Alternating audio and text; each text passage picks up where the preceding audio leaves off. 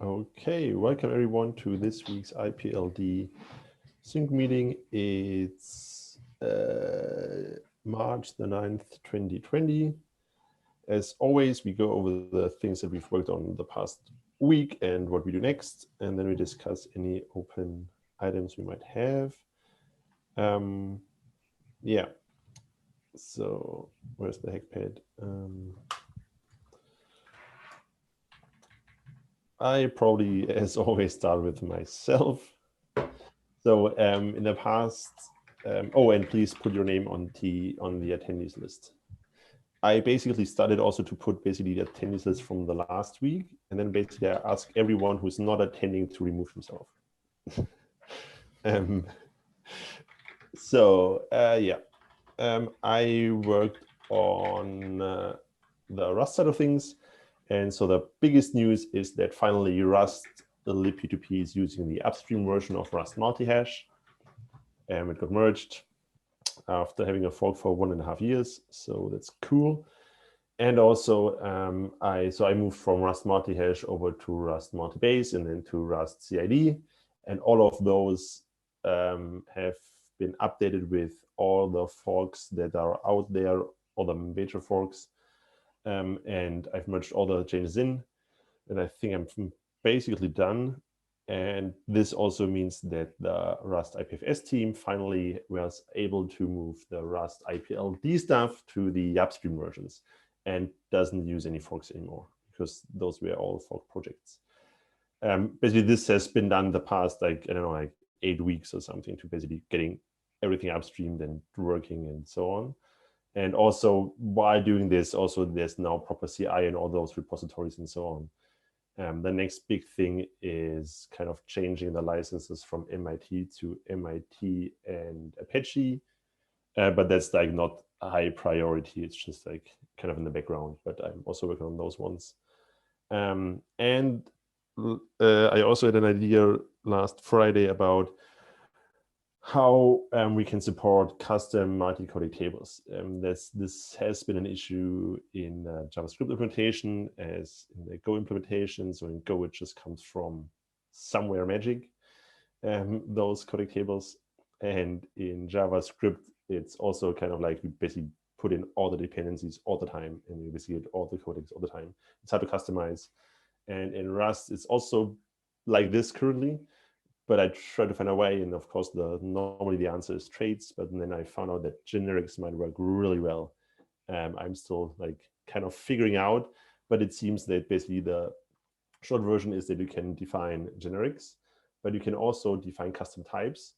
So basically, people just import the custom type, don't even see that it is a generic, and just use it, and everything will be fine if they use the default codec tables that draw in everything, because this is what you normally would want to do. But if someone really wants to have their custom codec table, they just use the generic type directly, pass in their codec table with the implementations and everything. It's kind of like quite a bit of work, but that's expected. Like if you want your own custom codec table, you normally know what you're doing and you take the effort of drawing it in. And so hopefully, and this is what I need to check, is that because once we compile from Rust to WebAssembly, you of course don't want to have like a huge bundle size. Or you also might use different hash libraries because some of them use, I don't know, like assembler code or something. And so you want to have like custom ones, but yeah, you don't want to draw in all those dependencies and so on. So basically that's the goal. And it looks like generics might work. Yeah, I'm still looking into this, but that looks promising. So that's cool. Okay, so that's all I have. Next one on my list is Tim. All right. Had a fairly slow week between sick kids and other stuff, but I did get started on a JS implementation of the compiler. Made pretty good progress on that, and finally got to addressing some of the comments in the PR. And my goal this week is to finish the JS compiler. Turns out the generation part's really easy. I just generate a JavaScript object, and then you can pass that to the block API. And since they're one single block, it makes it really easy. So I just need to work through the full parser and build an AST and make sure all that is not too hard, because I'm keeping in mind that we're going to need multiple implementations of this. So if the spec needs changing to make it easier to compile, now would be a good time to change that. And I think that's it. I think I addressed most of everyone's comments in the PR. So if anybody wants to follow up on those, I think most of them are resolved. So that's pretty much all I'm doing right now. Cool, thanks. Next on my list is Eric. So I don't have a ton to say about code this week because I tried to get into docs mode for a while. So I've opened a couple of issues. One that's probably interesting to everyone here about thinking about our layering scheme. Right now, I think our layering scheme is documented as the block layer, the data model layer, and then the schema layer. And I'm proposing that we maybe want to separate blocks from codecs and then do something with the rest of the layer. We've more in scattered places, but I think, like, for example, trying to use clear linear layers between the data model and the schema layer sort of makes sense, but like advanced data layouts aren't really fitting into this layer cake in a clear way right now. I think we should cook on it until something a little more cogent comes out for us all. Separating blocks and codecs could be a start for that. So there's an issue with a link in the notes if anyone wants to follow up on that. I've also been trying to draft a little bit of a write-up about all the things about strings. That was something we ended up talking about for a good while on the call last week. And there's a bunch of stuff where we're all just kind of going by our best intuition of what we think is perfectly reasonable so far. And it's probably time to start nailing it down. So that's turned out to be a kind of a large scope endeavor just because there's so many assumptions that are so pleasing and so easy to make that identifying when you've made them is sometimes quite difficult, right? So I'm trying to break down a list of like places where the string questions show up, which like kind of applied question is it? Like, is this a question about correctness of the model, or is it a question about how do we maintain same debugging standards, or like, you know, because there's a couple of different things going on here. I'm trying to figure out what they all are. If somebody has thoughts on that, wants to send me their own drafts and we can merge and diff, that would be fun. Otherwise, I'm hoping to have some sort of a write-up about that come out in the next week. At first, I was going to try to jump straight to answers and PR the whole specs repo with here's exactly how the thing works. And I don't know if that's going to happen on the first draft. I think it's looking much more likely I'm going to post something in the exploration report directory and then we can go from there. Might take a few rounds. And I think a bunch of folks have seen it already, but Chris, who's also in the call with us, I think, although on mute as yet, posted an issue about refining the mission statement and vision statements and getting some of our like intro docs on that stuff up to date. And there's some really interesting discussion going on there. So anybody else listening who wants to jump in on that, I think should also go look at the notes from the issue link and have some fun conversation about it. That was most of my week. Thank you. And next on my list is your name, which is probably Michael. Whoops, sorry, I forgot to edit that part. I'll fix that. Yeah, so mostly still just the big data stuff. I'm now dealing with like a lot of issues that only happen after like hours of processing. So that's super fun to debug and see if your fixes work. But it's coming along. DagDB, the sort of side project that I'm doing to keep myself sane off of that, replicates now. So that was like a big milestone. It's actually quite nice. At some point, maybe like later this week, I should prepare some kind of talk for the team about it, just to kind of dig into it. I learned a lot building this about kind of how you need to use a lot of our primitives in order to build databases. And it sort of reinforced like how important some of the block API stuff is. And also a lot of like how we've thought about how easy syncing will be was a little bit naive. There's actually some pretty kind of difficult cases and decisions to make that are not so straightforward. So yeah, it'll be fun. And that's it from me. Thank you. And next is Rod.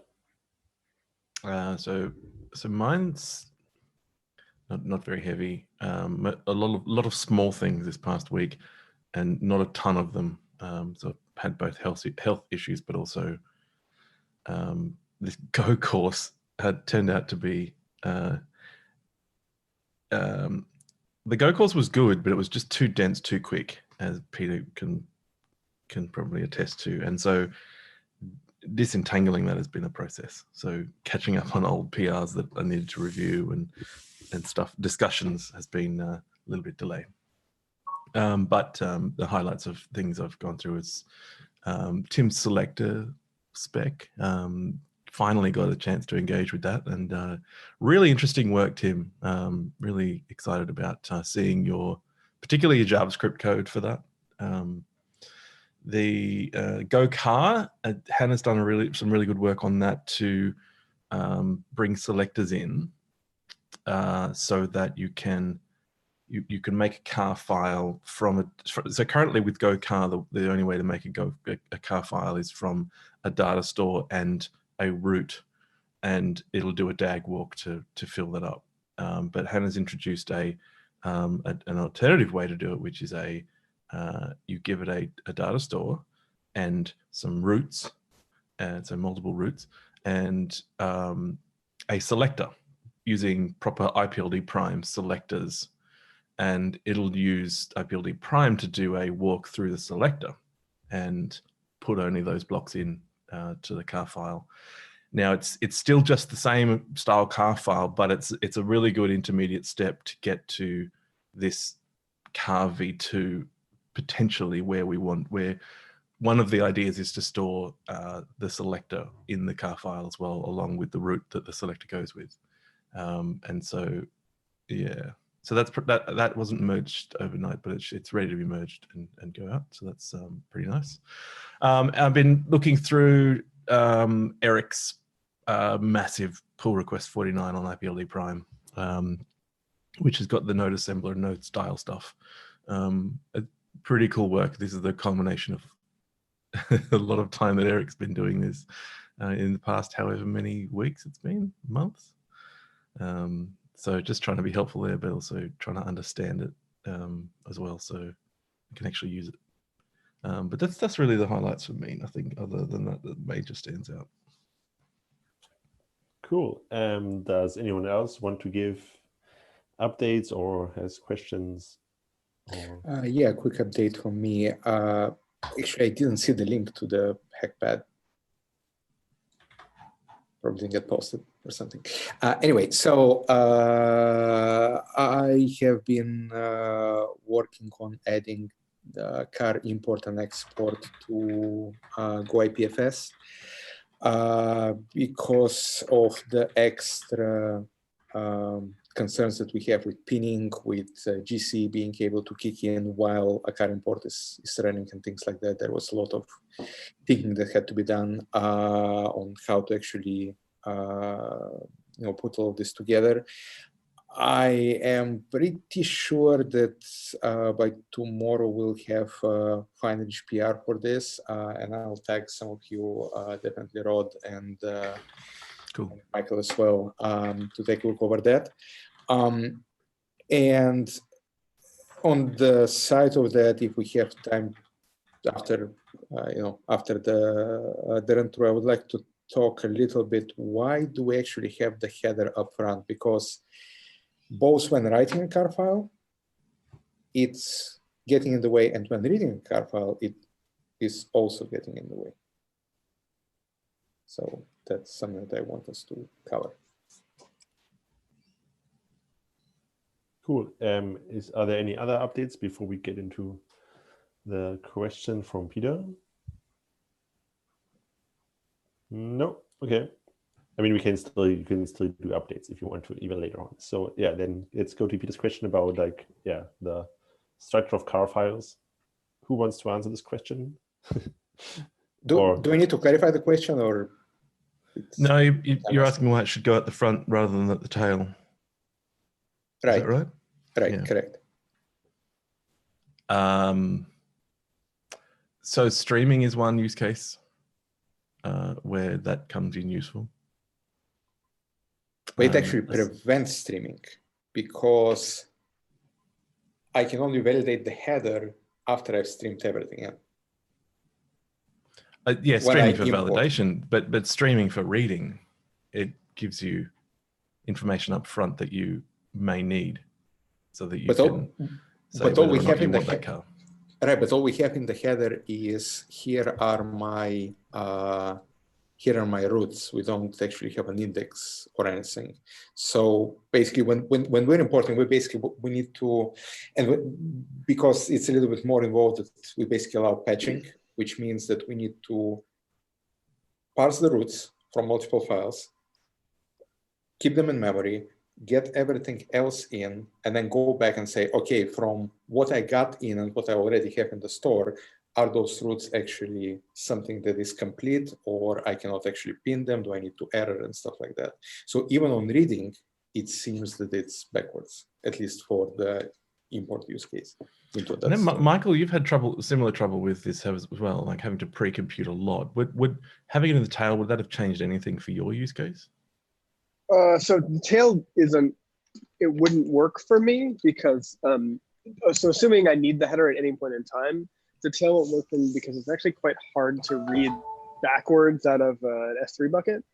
So, and it's a variable length. So if it was a fixed length header, I could read it because I could just look at the file size and then kind of go backwards. But since I don't, like, there's no way. So that's just kind of like a non-starter, in my opinion. Like if any information is in the header that you need ahead of time, then it's not going to work in a lot of cases. I'm trying to understand the streaming case. So you want to be able to stream the writes in, correct? Are you asking me? Yeah, Peter. So you want to write data and stream it in as you write, or you're doing a selector and you want to write it in as the selector? So when I'm writing things out, it's obvious that it's difficult, to have a header ahead of time.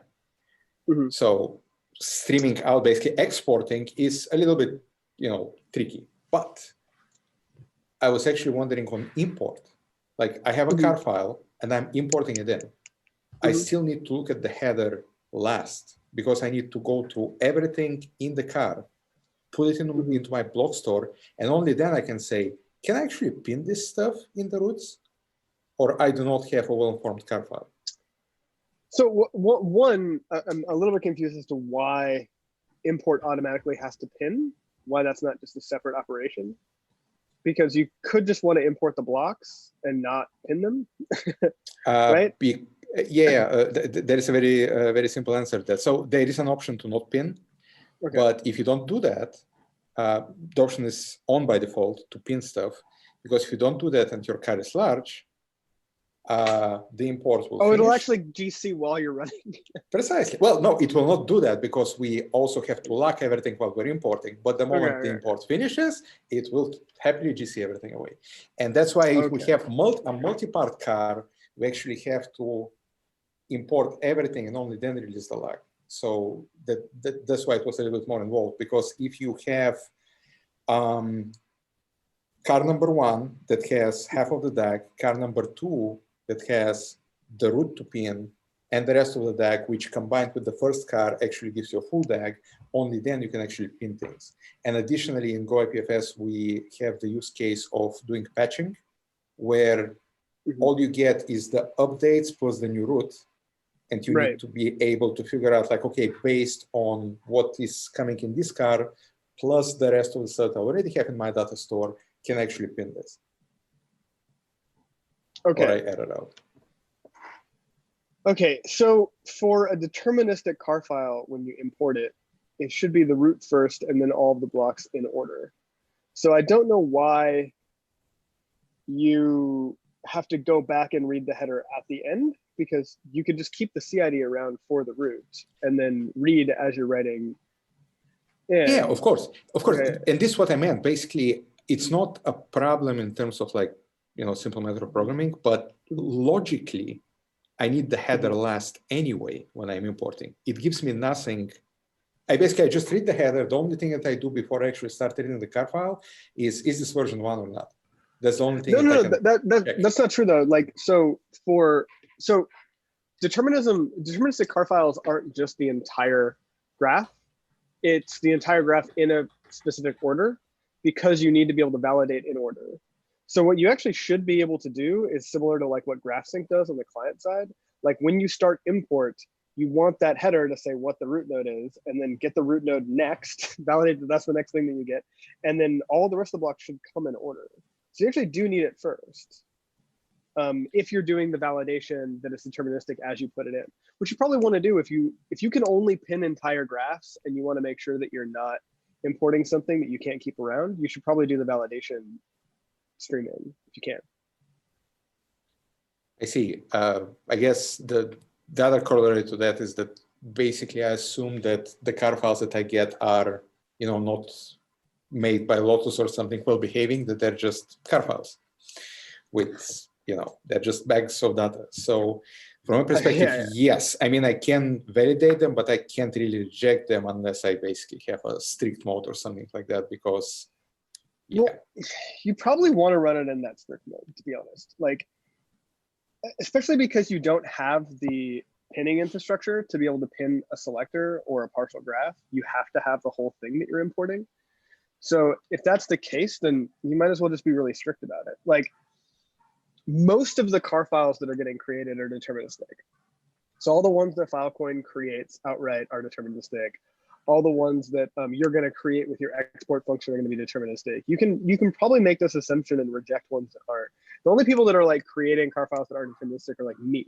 And me. I mean, like I'm doing it.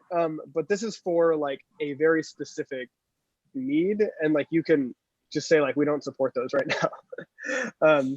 Although I do have complete graphs. I do have complete graphs. It's just the ordering is totally messed up because I have to concurrently write the blocks in.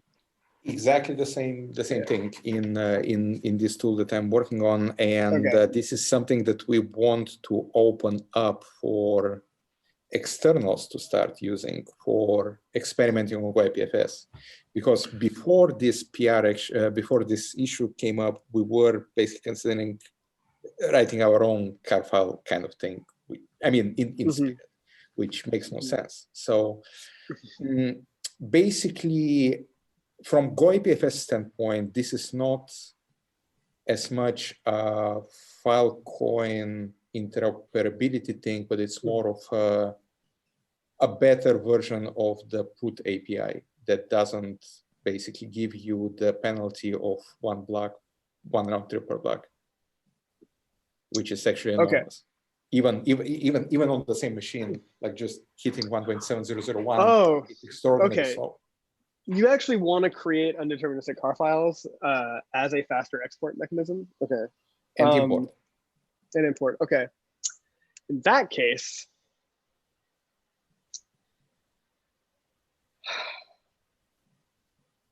well, look, there's Zipcar, which has the in the tail. You can use that.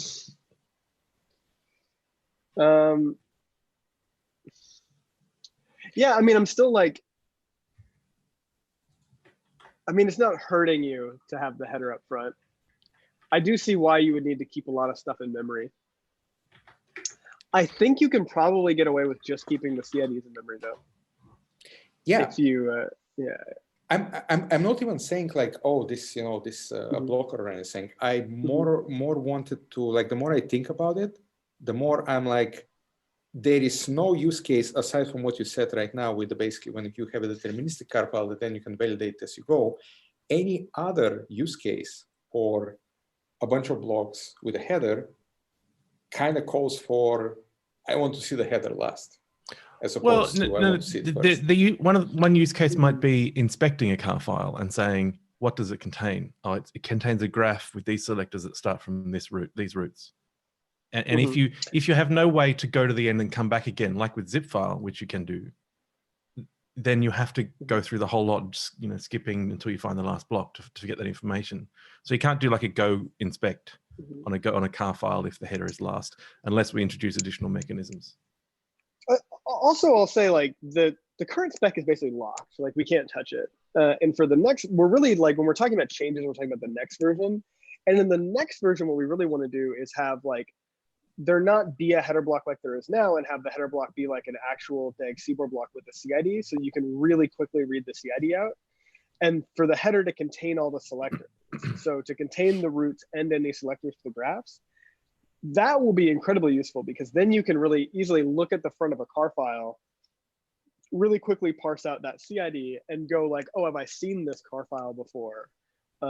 Like that kind of thing. So now like the car file itself, like what we used to call like the root content header, is effectively the CID of the car file, right? And it means something a lot more. And in those use cases, you definitely want it to be upfront, right? It's just that in the state that the header is in now, where it doesn't provide you very much, like, yeah, it's not super useful to have it at the beginning. And if you wanted it, you might want it at the end. But in the future, when we actually can make changes, I think that there are use cases where we want it at the front, when we have more information. Yeah. Fair enough. So basically the TLDR is that the next header for V2 is actually way more elaborate than what we have right now. Therefore, okay. So yeah. I have a bunch of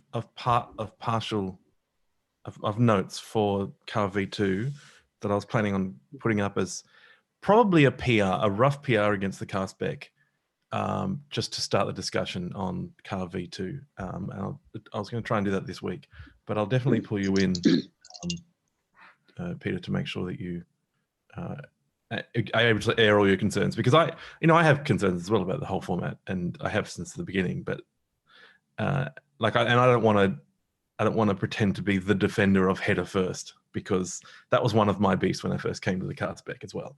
But I know there are other people as well involved in this that are not on this call that have strong opinions about this stuff. So let's do this on GitHub.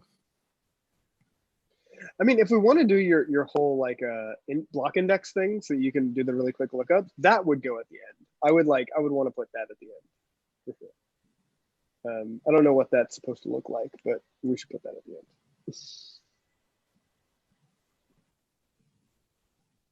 Just in case we have like the new header will be a proper CBOR thing, you could also have like the information that the header is at the end, basically. I mean, this will be a header, but like the header will say, well, there's an index at the end. Yeah. It needs to also say if it's deterministic or not, because if it's deterministic, then it should always, like, the whole car file should be byte matching some other one for that same CID. But if it doesn't say this is deterministic, then it could be all the same roots and traversals and be a totally different like actual hash of the entire car file.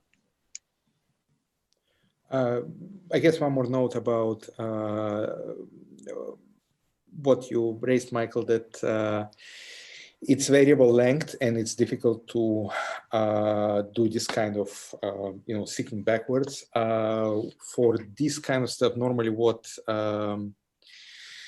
some video formats do, they basically define like the last 4 bytes are the length to go backwards. And in 64, that is defined exactly how far back to go. So basically there are 3 seeks. You seek once, you basically query once how long the thing is, you read this 4 bytes, and you do another offset, which already starts exactly at where the thing is. Yeah, well, I mean, that's as I said, Peter, if 3 read, but yeah. if this is important, if this is an important use case for you, Peter, then Zipcar is a thing in JavaScript and Go that will do that. But it has a zip part. But the compression is optional as well, so you don't have to deflate. So I had no idea that you can do that. The zip compression is like not required in zip files. That blew my mind. Well, that's actually everywhere. There is like no, there is more or less no compression algorithm that does not have a store version, a store opcode. Compression of 0. Yeah. Anyway, let's do that. Yeah. Let's take this to GitHub, because there's lots of good thoughts, and it'd be good to iron out all of as many of these things that bother us about car in the next version, and do it ASAP so that we don't have too many car V1 sitting around that we have to care about that much. Yeah. Although, Michael, yours are probably going to be the big ones. stored forever. Hopefully. Okay.